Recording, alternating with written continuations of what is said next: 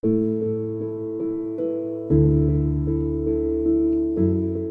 and welcome back to another episode of the For the Property Investor podcast. And we're here with the weekly news. Again, happens every week. And yes, the only man that brings us the news is Nick Bendel. Hello, Nick. Hello, Owen. It feels like a week since we've last seen each other. No, it's just time flies. Time flies, that's true. But given that we meet every week and it feels like a week, maybe that's not an indication of time flying. Maybe that's an indication of time going at regular speed. No, it feels like it. Well, I just said time flies, but I was going to say it feels like a month to me. So that's the opposite of crawling. Maybe time swims. Yeah, I don't know. Don't know. Okay. Yeah. So anyway, how's your week been in the past week? Oh, I had a very enjoyable, productive week. I have a business, Hunter and Scribe. We specialize in writing content for finance and property professionals. We work with quite a few accountants. And so last week I went to the annual Accounting and Business Expo in Sydney. I bumped into a couple of clients, a few contacts, some new friends. It was a really enjoyable day and some really good speeches as well. Okay. Did you take your cardigan with you? I did not take my cardigan with me.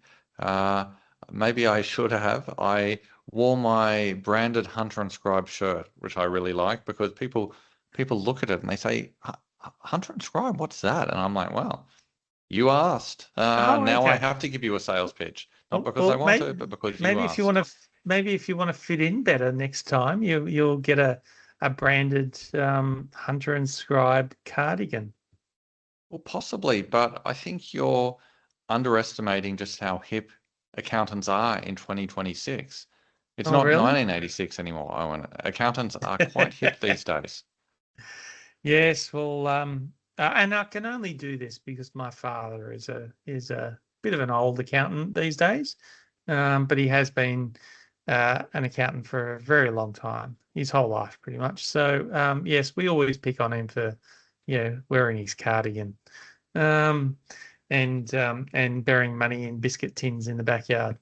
Um, and all those fun jokes that we pick on accountants about. But yes, just like you, I like accountants too, because they help our clients get better tax deductions on their investment properties. So yeah, but well, glad to hear that you had fun at an accounting conference. But we've just here at Leafield, which again, if no one knows by now, we are a national property management business looking after investors all across the country, or at least 5 states. And yeah, so we've been busy with new staff starting, and as we're growing, we need to get more staff and make sure that we're communicating with our clients, which we always try to do in a timely manner. But yes, it's been very busy of late, so time to get more staff. But Nick, I think that's enough talking about ourselves. It's I know it's your favorite subject, but yeah, maybe we should get on with the news. What have you brought us in the news this week? We've got three really big stories today. The first one is inflation and interest rates heading north. The Reserve Bank has increased the cash rate from 3.85% to 4.1% due to inflationary pressures. While inflation has fallen substantially since its peak in 2022, it picked up materially in the second half of 2025, the RBA said in a statement. Information since the February meeting suggests that some of the increase in inflation reflects greater capacity pressures. In addition, the conflict in the Middle East has resulted in sharply higher fuel prices, which, if sustained, will add to inflation. Short-term measures of inflation expectations have already risen. As a result, the board judged that there is a material risk that inflation will remain above target for longer than previously anticipated. Treasurer Jim Chalmers said that as a result of the Middle East war, quote, the prospect of inflation peaking in the high fours or even higher this year is very real. Inflation, by the way, is 3.8% at the moment. Chalmers also said the war would be, quote, a defining influence on the budget, which will be handed down in 7 weeks. Owen, the next RBA monetary policy meeting will be on May 5, 1 week before the budget. As things currently stand, would you expect the RBA to make another rate hike? Well, a lot could happen in the next 6 weeks or 5, 6 weeks before May 5. So who knows? But I think there's a good chance that we could see another rate hike. Yes, the Treasurer talking on budget night. If that happens, yeah, he might as well just be a bobblehead on the dashboard, because I don't think anyone will care what he says, because yes, he's heading up an economy that has got uncontrollable inflation, which requires interest rates to go up. So who cares what else he's got to say? Well, if interest rates keep rising in order to keep inflation in check, there is a danger the economy will slow and Australia will be plunged into recession. Is that a risk worth taking? It's if it needs to be done, yes, and Jim Chalmers will then be the second Labor Treasurer to come out and say, "Well, this is a recession that we just had to have." Couldn't he say this is the recession that Owen Davis made me have? Oh, it wasn't me. Yes, he might be pointing fingers at everywhere else except for using his thumbs to point back at himself. And but it'd be nice if they actually took ownership of the economy that they've helped to create, which is a high inflationary and a high interest rate environment. We've been talking about the Treasurer and we've been talking about the budget on May the 12th. Should Jim Chalmers just let the market sort this mess out, or should he intervene in some way in the upcoming budget? Well, the best thing he could do to intervene to help bring inflation down is stop spending so much money. Yes, some people could say, "Oh, but they're producing producing surplus budgets at the moment." And it's just like, well, that doesn't. That's great, and good on them for doing so, but it doesn't mean that they have to spend it all. You know, that they could be cutting taxes in some areas, but or they could be paying off debt with those surpluses, because we've certainly got enough debt as a federal government, and so some of it could be paid off with bigger surpluses. So yes, they're stimulating the economy by employing so many people, as well as in other areas spending extra money. So yes, how about stop spending so much money, and that would help the economy. Okay, well, we'll be keeping an eye on the May 5 RBA meeting and the May 12 budget. And in between now and then, we will have some more inflation data as well. So some big numbers coming up in the next few weeks. Our second story today is CGT discount under threat. A parliamentary committee that investigated the 50% capital gains tax discount has handed down a report with 4 findings. First, the CGT discount distorts the allocation of investment across the economy. Second, it incentivizes tax planning. Third, it leads to unequal benefits. And fourth, the CGT discount, in combination with negative gearing, has skewed the ownership of housing away from owner-occupiers and towards investors. Inquiry participants overwhelmingly called for reforms to the CGT discount. They discussed a range of options, which we will get to in a moment. So, Owen, I'm not going to ask you if you agree with the committee's findings on the CGT discount and negative gearing, because we've discussed that in a previous episode. Instead, I'm going to ask you for your opinion on the various reform options. One option was to return to the old model of a CGT discount that's tied to inflation. What do you think of that idea? Yes, well, that would certainly, I mean, that would cause more work to do so. And if they're certainly just discounting the the inflation portion during the time of the property being owned, then yeah, that makes sense. But that's pretty much what the 50% discount does already. And that's one of the basic reasons for having the discount in place. So yeah, it's same but different. Hmm. Well, speaking of same but different, another option was to keep the current model but reduce the discount. So to 40% or 30% or 20% or 10%. Those were some of the numbers discussed. What are your thoughts about that? Well, you're just fiddling with the numbers. It's yes, lots of people have come up with, well, you'll get a bigger discount the longer you own the property, and which again, you're just complicating it, causing more cost, more bureaucracy. It's simple and effective. There's nothing wrong with the current system. So if it's not broke, yeah.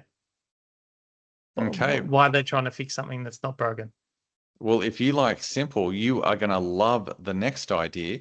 The committee discussed abolishing the CGT discount with no inflation adjustment. That would be really simple. Is that a good idea?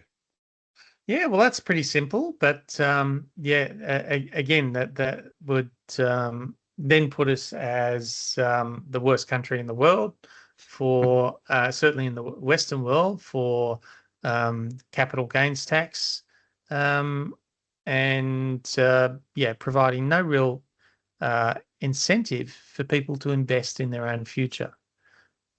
So this whole CGT discounting conversation is really just a distraction from the real problem, which, as we've talked about numerous times, Nick, it's about a lack of supply of stock out there in the market that's being built.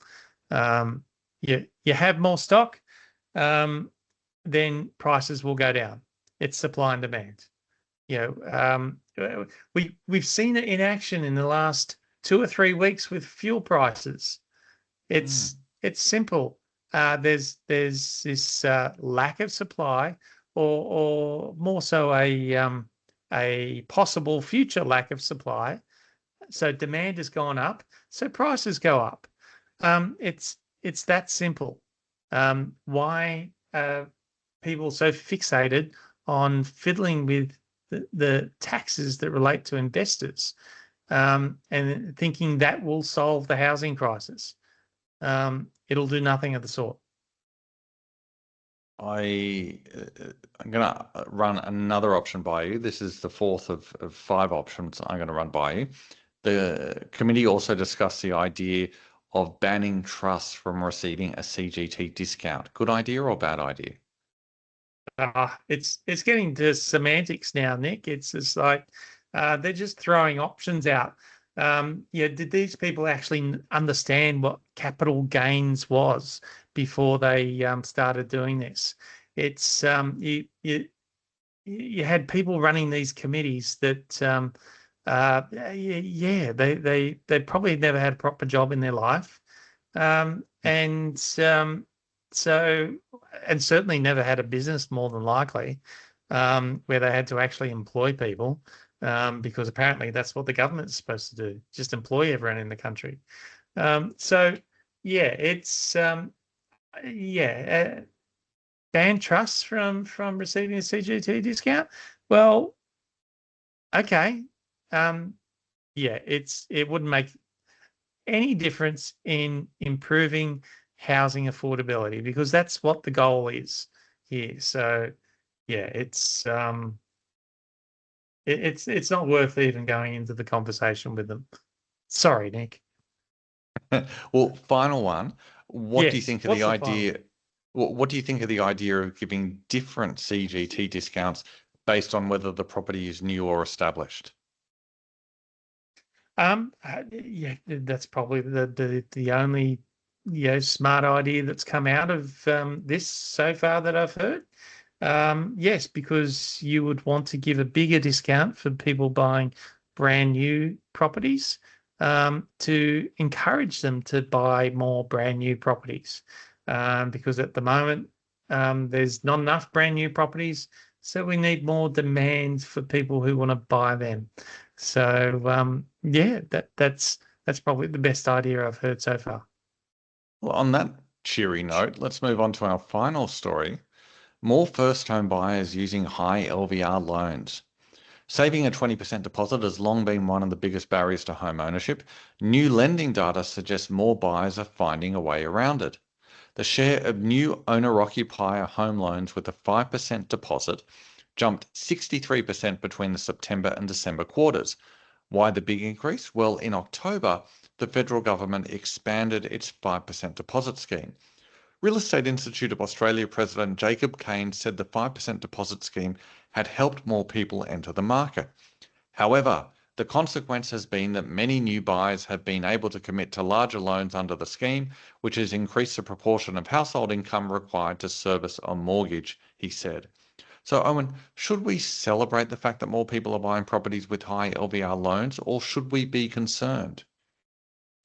Um, well, it depends on which side of the political fence you want to stand on today, Nick. It's if you want to celebrate the fact that yes, more first home buyers are getting into the market, then that's a great thing. But if we're wanting to be concerned about the cost of living crisis, um, you know, people with a higher proportion of their income going towards paying off debt, that it would be cheaper for them to actually be renting. In most cases, it would actually be cheaper for them to, especially in the capital cities, it'll be cheaper for them to actually rent that same property. Well, on a related note, Jacob Kane was also making the point that more buyers are entering the market through this scheme, but because they're now paying larger mortgages, affordability has actually gotten worse. Yeah. Is that an acceptable trade-off, though? Well, that's a very individual decision. It's yeah, it's we shouldn't be here. We shouldn't be so arrogant, Nick, to think that our if we're in a position of leadership in this country, to think that we can make decisions on individual people's lives. Yes, I mean that's called communism, isn't it? Yes, so it's yes. Let's not allow our leaders to be so arrogant, to use their ignorance in what we want and we need in our lives. Just to confirm, are we for or against communism on this podcast? Oh, yeah, you're just trying to wind me up now, Nick. I did need to clarify. Now, just before we say goodbye to each other, because I can see you're now heartily sick of me. As we all know, Albanese listens to this podcast. Jim Chalmers listens to this podcast, and they often act on the advice we give them. So the question I want to ask you to wrap things up is... I don't think they're listening very well, Nick. Should the 5% deposit scheme be scrapped? Yes, I think it should be. It's all it is driving up property prices by driving up demand, and it's if you get in the first, if you got in the first 3 months, then you're a winner. If you got in after that, then you're back at square one. What about then replacing the 5% deposit scheme with the 4% deposit scheme? Well, you'd still be 4% behind the people who got in with the 5% deposit scheme. Okay, would we solve the problem then by changing it to the 0% deposit scheme? Yeah, well, yeah, then we're just giving away properties, basically. So comes back to that conversation of and we'd be owing everything to the federal government. You'd still need to buy the property. You just don't need to put down a deposit to get the loan because the government would guarantee 20% of it. Right. And you'd still okay. need to meet serviceability requirements. But that would help people enter the market sooner because the 5% deposit scheme has, as you said, brought all these buyers in, which has raised prices, which has made it harder to enter the market. So if we reduce the deposit requirement from 5% to 0%, doesn't that solve the problem? Starting to sound like a Ponzi scheme now, Nick. Yes, it's and with this federal government, I wouldn't be surprised if they came up with a Ponzi scheme to buy more votes. Yeah.